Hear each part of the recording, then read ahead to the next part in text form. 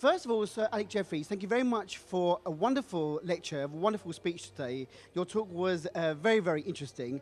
And I've been given some questions to ask from the university. First of all, I believe this is your first time on the island, and especially in the north. What are your feelings about your initial reaction to the North Cyprus? Oh, it's an absolutely beautiful place, and the people are so friendly, and they're wonderful.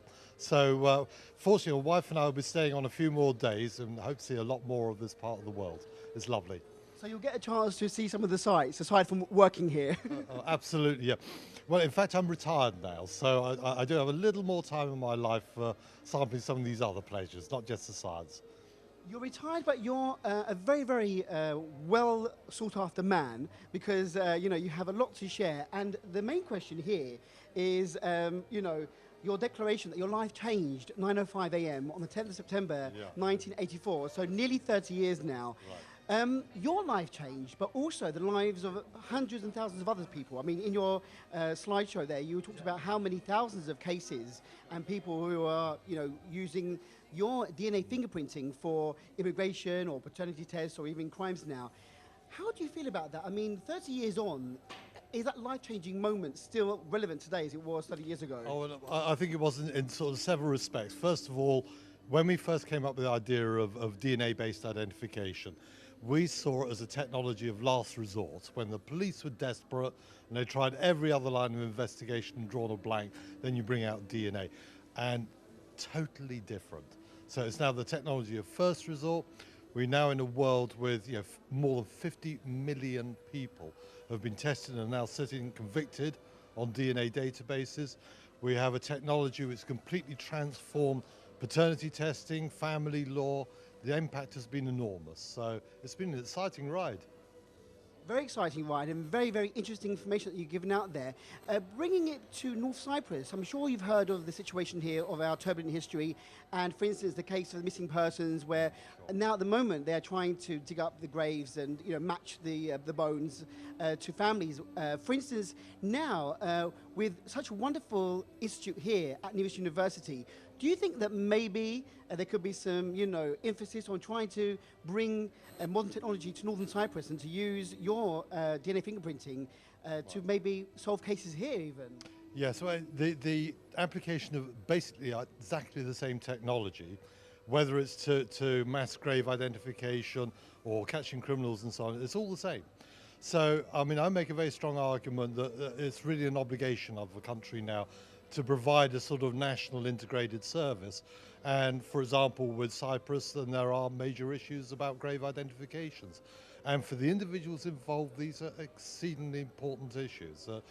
People need to know the whereabouts of their loved one. They need to bring closure, and even after 40 years, it's burning issues. So I make a strong argument that you're perfectly capable of doing it, it's affordable, do it.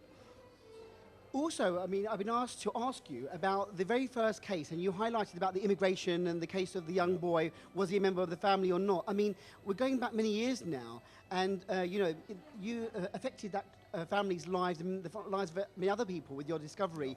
Are you still surprised and amazed at how you've developed, how this thing has developed over the years? Oh, I have to keep pinching myself to see if I'm dreaming.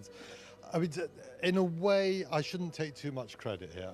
Someone had to be the first, and I was just a very lucky person to stumbled on the right technology at the right time with the right ideas. But if I'd never been born, forensic DNA would have appeared on the scene maybe a year or two later, but it would have been there.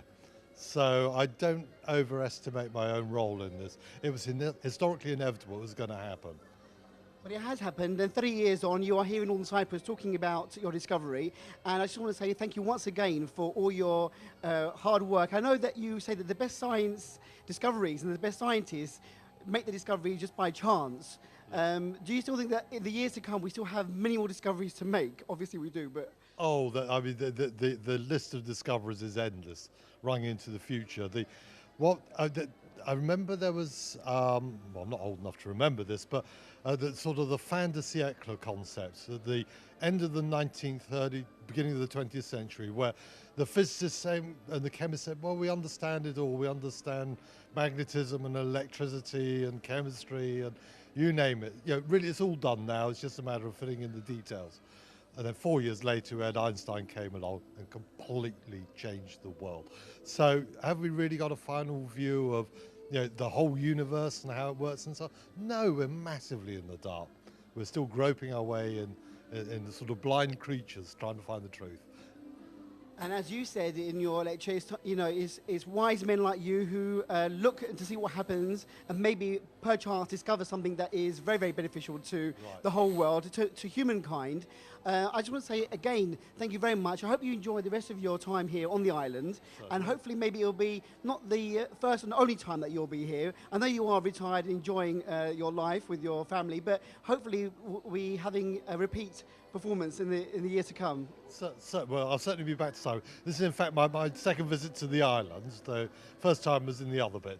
Okay, But yeah, and it's both times have been fantastic. I've loved it. It could be a third time lucky then, maybe another third time in the future. I can't imagine we'll not be back. Well, hopefully the wonderful institute here, we're getting a nod from the head of the institute at the University of saying that she would invite you back. So hopefully see you again soon. But thank you very much for all your hard work. No, but my pleasure entirely. It's been a lot of fun. It still will be. Thank you.